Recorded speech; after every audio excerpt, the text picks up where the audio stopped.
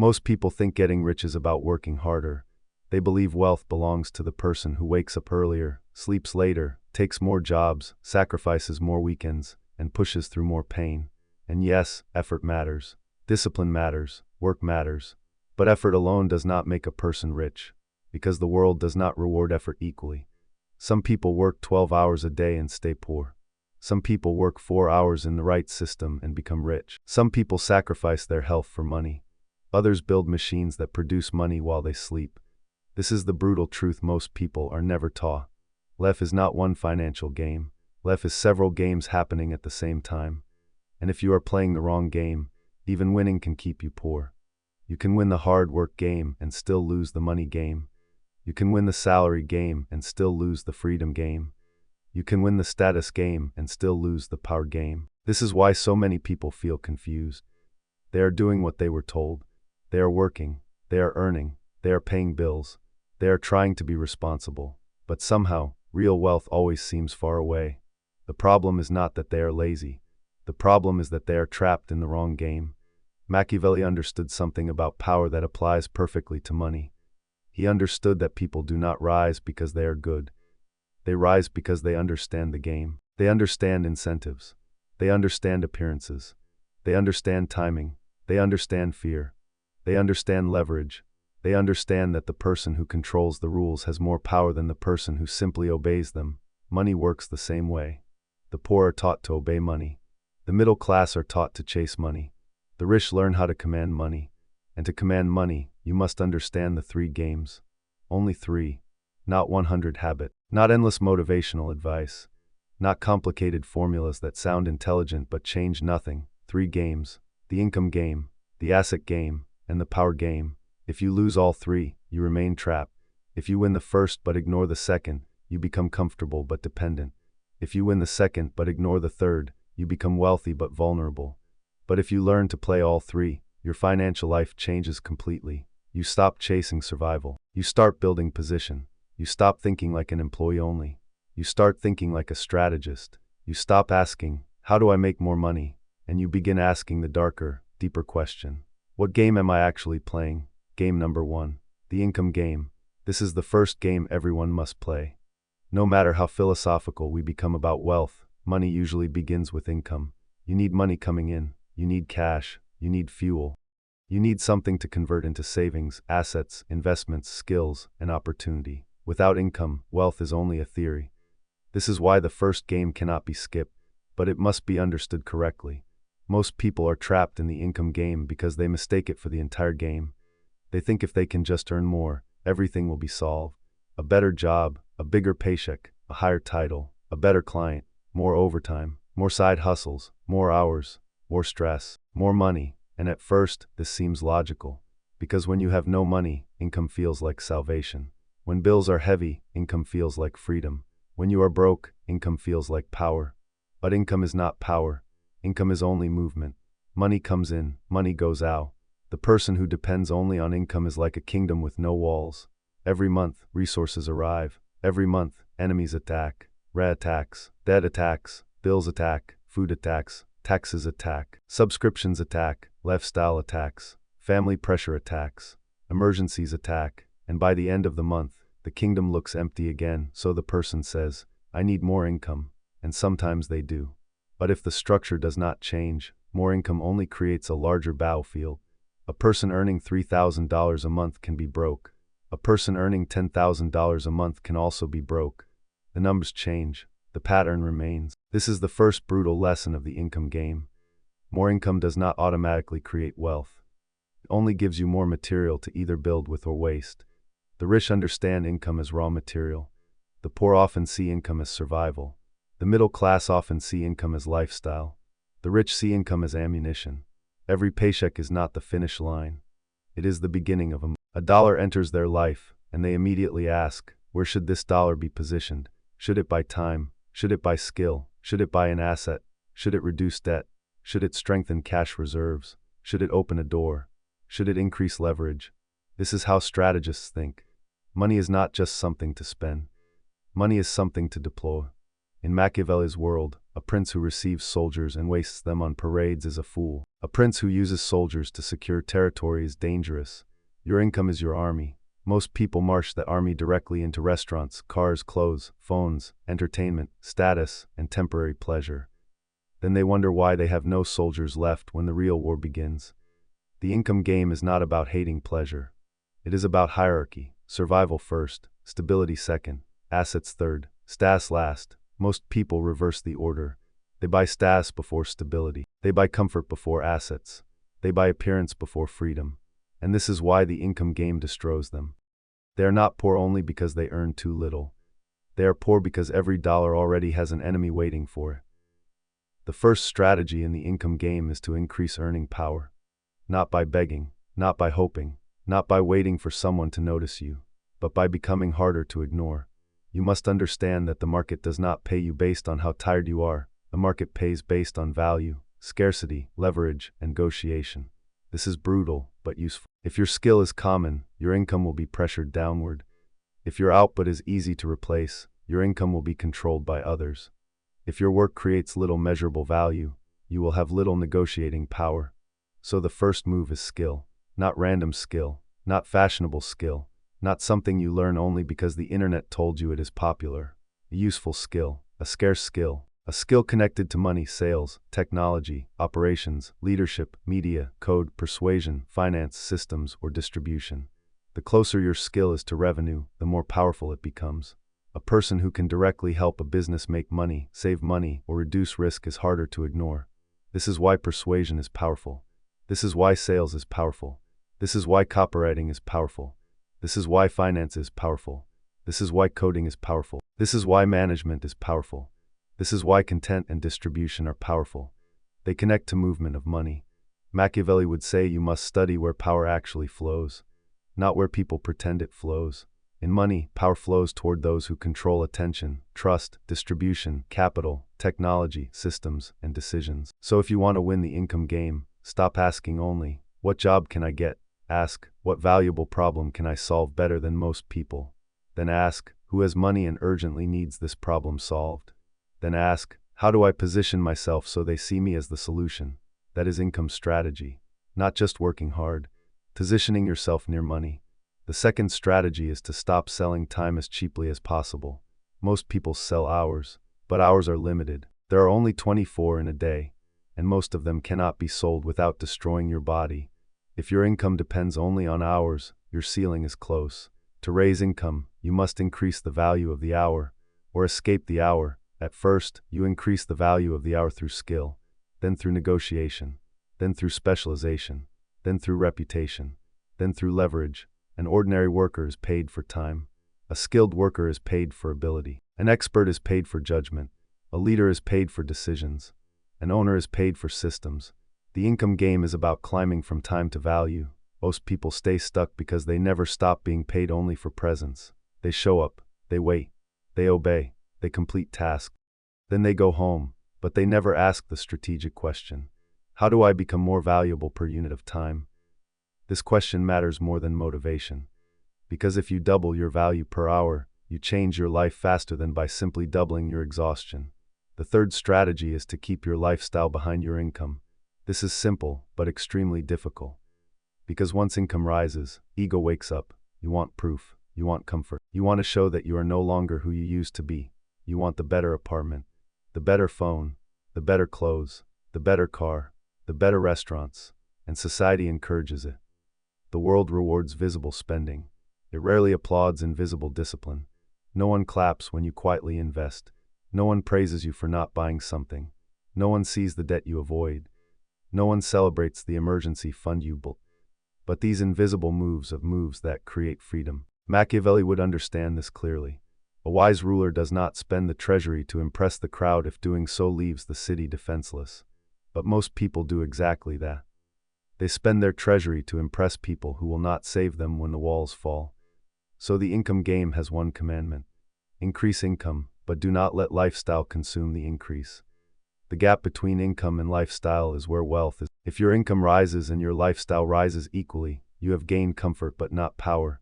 If your income rises and your lifestyle stays controlled, the gap becomes your weapon. That gap becomes savings. Savings becomes reserves. Reserves become courage. Courage becomes negotiation. Negotiation becomes better opportunities. Opportunities become assets. And assets become freedom. This is how the first game feeds the second. Game number 2. The asset game. This is where most people never arrive. They spend their entire lives inside the income game. They earn, they spend, they earn more, they spend more, they retire late, tired, and dependent. The asset game begins when you stop asking, "How do I get paid?" and start asking, "What can pay me?" This is the question that separates workers from owners.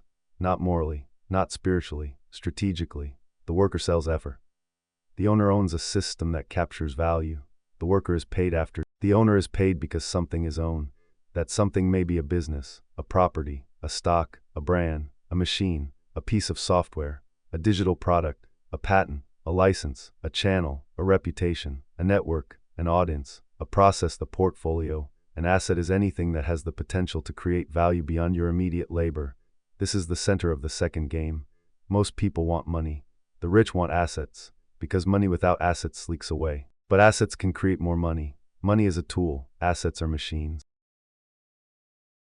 The asset game requires patience because assets usually look boring in the beginning. A small investment does not feel powerful. A tiny business does not feel powerful. A YouTube channel with no audience does not feel powerful. A skill practiced for 1 hour a day does not feel powerful. A small portfolio does not feel powerful. A first rental property may feel stressful instead of glamorous. But this is how real wealth often begins. Not with a dramatic explosion, but with a machine too small for others to respect. And because others do not respect it, they abandon it. This is why patience is a competitive advantage. The crowd wants immediate proof. The strategist accepts invisible progress. Machiavelli knew that power is often built before it is displayed. The fortress is built stone by stone before the enemy respects it. The alliance is formed before the battle begins. The army is trained before the war is declared. Assets are the same. You build before applause. You accumulate before recognition. You improve before results become obvious. The asset game has 3 brutal rules. First, assets must be acquired before comfort becomes too expensive. This is why lifestyle inflation is deadly. When your life becomes expensive, you lose the ability to buy assets. Your income is captured by your own image. You become the prisoner of the lifestyle you created to feel free. The second rule is that not everything called an asset is truly an asset. This is where many people get deceived. They buy things that sound like investments but behave like traps. A car is usually not an asset if it drains money and loses value. A luxury watch may not be an asset if you bought it to impress people and cannot sell it profitably. A house may not be an asset if it consumes your cash flow and gives you no flexibility. A business is not an asset if it is just a stressful job you created for yourself. An asset must be judged by reality, not by ego. Does it produce cash flow? Does it appreciate over time? Does it reduce your costs? Does it increase your earning power? Does it give you leverage? Does it create options? Does it survive without constant attention? Does it make you stronger? If not, be careful, because many liabilities wear the costume of assets. And Machiavelli would warn you about costume. Appearance is useful, but appearance is also dangerous. A fake asset can make you feel rich while making you weaker. The third rule is that assets must be protected from panic. Most people buy assets emotionally, then sell them emotionally. They buy when everyone is excited. They sell when everyone is afraid. This is not investing. This is crowd obedience. The rich do not always predict the future better, but they often manage emotion better. They understand that assets move through cycles. Markets rise, markets fall, businesses struggle, opportunities appear, fear spreads, greed spreads.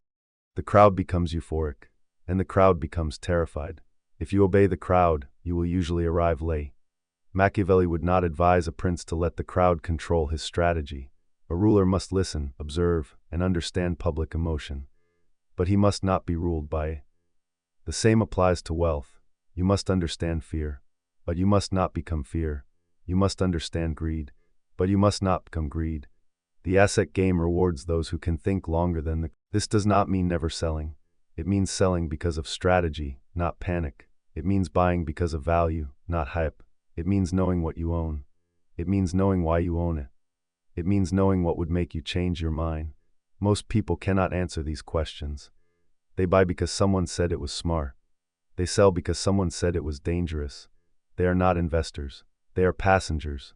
The asset game requires ownership of thought. And this is why financial education matters. Not because you must become a Wall Street expert, but because ignorance makes you dependent. If you do not understand assets, you must trust someone else completely. And sometimes that person is helping you. Sometimes they are selling to you. Sometimes they are using your ignorance as their asset. This is brutal, but true. In the money world, one person's confusion often becomes another person's profit. So study cash flow, study risk, study debt, study compounding, study taxes, study business, study market cycles, study incentives, study how wealth is actually built. Not from motivational videos only, from reality. The asset game is slow at first, but once it begins working, something changes. At first, you work for money. Then money works beside you. Then assets work while you sleep. Then cash flow begins to cover small parts of your life. Then investments begin to grow without daily effort. Then you have options. Then you have breathing room. Then fear becomes less powerful. This is not magic, it is structure. And structure is the hidden language of wealth. Theme number 3, the power game. This is the game people do not like to discuss. Because it sounds dark. It sounds manipulative. It sounds uncomfortable. But every financial system has power inside it. And if you ignore power, power does not ignore you. The power game is not about controlling people. It is about understanding what controls you. Who controls your income? Who controls your time? Who controls your attention? Who controls your choices? Who controls your reputation? Who controls your opportunities? Who controls the rules of the game you are playing? Most people think money is only numbers. But money is also relationships. Money is contracts. Money is networks. Money is reputation. Money is negotiation. Money is trust. Money is access. Money is timing. Money is perception. Money is leverage. This is why two people with the same income can have completely different futures. One has no leverage. The other has relationships, reputation, assets, knowledge, and options. One must accept whatever is offered. The other can negotiate. One must stay. The other can leave. One must obey. The other can choose. That difference is power. Machiavelli studied power without pretending humans are angels. He understood that people act from ambition, fear, pride, loyalty, greed, love, resentment, and self-interest. A naive person expects fairness. A strategist studies incentives. This is not about becoming cruel. It is about becoming clear. The power game begins when you stop believing that good work alone will protect you. Good work matters. But good work that nobody sees can be ignored. Good work without negotiation can be underpaid. Good work without ownership can enrich someone else more than it enriches you. Good work without reputation can disappear. Good work without leverage can trap you. This is why you must build power around your work.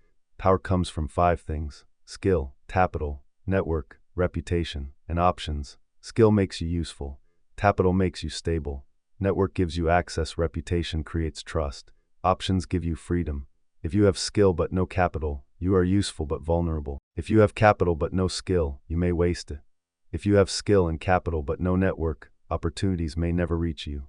If you have network but no reputation, people may know you but not trust you. If you have everything except options, you can still be trapped. The power game is about building all 5, slowly, quietly, deliberately. First, skill. Skill is your personal weapon.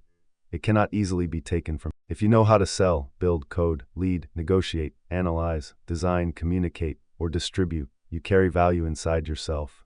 This is why skill is the first form of power for people who do not yet have money. When you have no capital, skill is your capital. Second, capital. Capital is stored choice. It gives you time. It gives you patience. It gives you the ability to survive mistakes. It gives you the ability to say no. A person with no capital must accept bad deals. A person with capital can wait for better deals. This is why saving money is not boring. Saving money is the creation of private power. Third, network. Many people misunderstand networking. They think it means begging rich people for help. That is weak networking. Real networking means becoming useful to valuable people. It means building trust before you need anything. It means giving value. It means being reliable. It means being remembered for competence. It means entering rooms where opportunity moves faster. The poor often only know people with the same problems. The rich often know people with access to different solutions. This does not mean abandoning anyone. It means expanding your map. Your network is not just who you like. It is the range of worlds you can enter. Fourth, reputation. Reputation is what people believe about you when you are not in the room. It is invisible capital. It can open doors before you speak. It can close doors before you know they existed. A strong reputation lowers friction.